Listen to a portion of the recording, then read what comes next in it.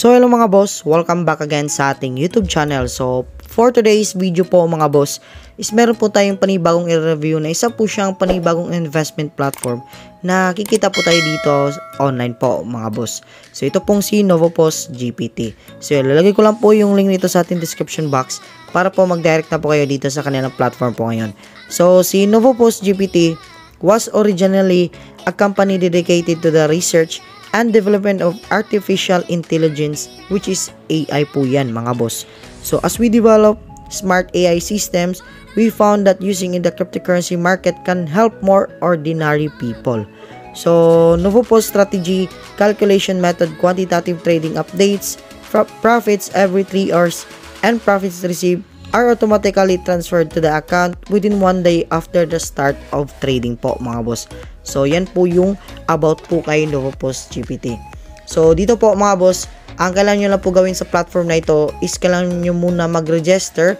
So sa pag-register is ilagay nyo lang po yung username, email, password, duplicate password. So make sure na meron po yung uppercase, at least 1.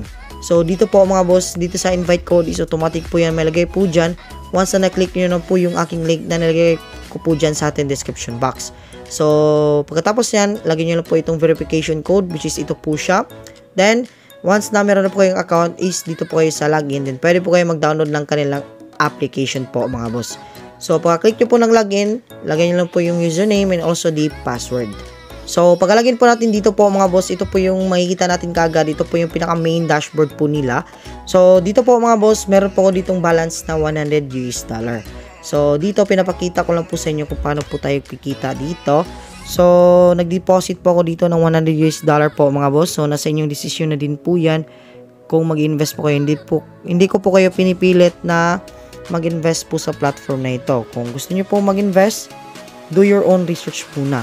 Itong $100 na ito is ilalagay po natin ito para po magmimina po siya.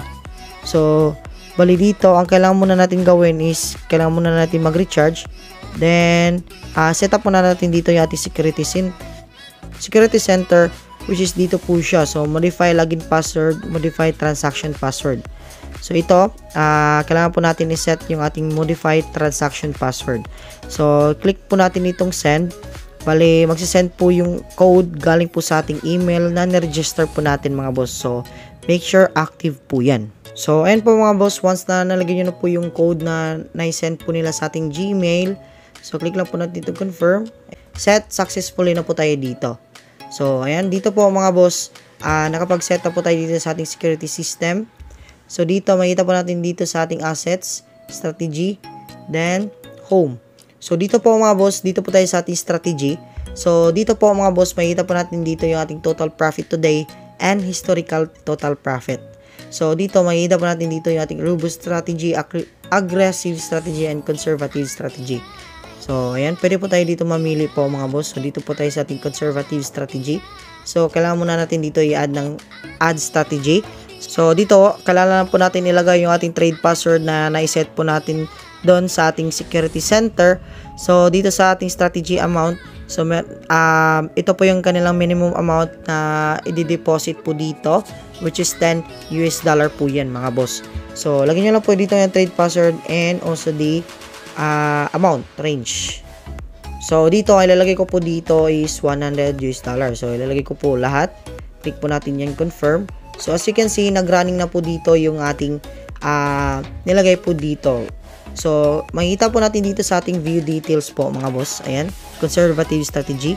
Ayan, so ito po yung ating strategy amount, investment amount. So, ito po yung ating expected earnings po mga boss. So, balikan na lang po natin ito kung meron na po tayo ditong profit. So, malaki po yung ating USDT po dito, which is 74.95% po yung binibigay po na dito. So, makikita po natin dito yung ating asset list. Then, dito po siya mga boss. Ayan, auto-invest. Pwede po natin siyang i-auto-invest. Ayan.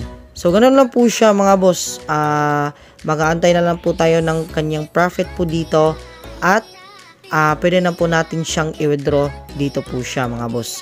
So, sa pag-recharge, click po natin ito. So, ayan, copy po natin yung ating address. Then, meron po tayo itong QR code. Pwede nyo po din gamitin ito sa pag-deposit. Then, punta na po kayo sa inyong mga cryptocurrency na wallet. para po makapag-recharge po tayo dito. So, maliit lang po yung fee ng ating USDT po ngayon. Ayan, so kung gusto niyo po mag-withdraw ng iyong commission po dito, click nyo na po itong withdrawal.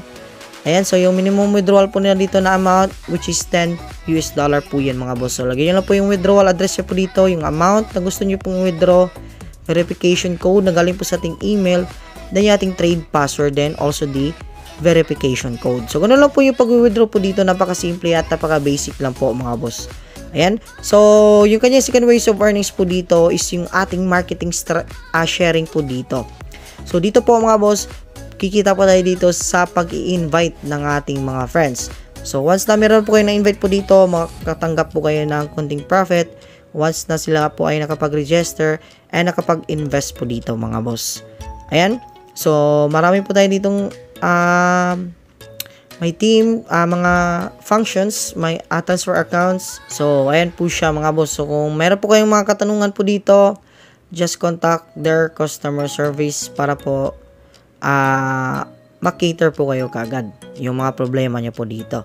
So, ganun lang po siya mga boss. Sa next video po natin is gagawin po natin siya ng part 2. Once na meron na po tayo ditong withdrawable na funds. So, ayan, gagawin po natin siya ng part 2. So, hindi na po natin pababayin itong video na ito. Bali, dito lang po tayo magre-review sa ating araw ngayon. Bali, salamat po sa inyong panonood. Keep safe and God bless po sa inyo mga boss. Peace out.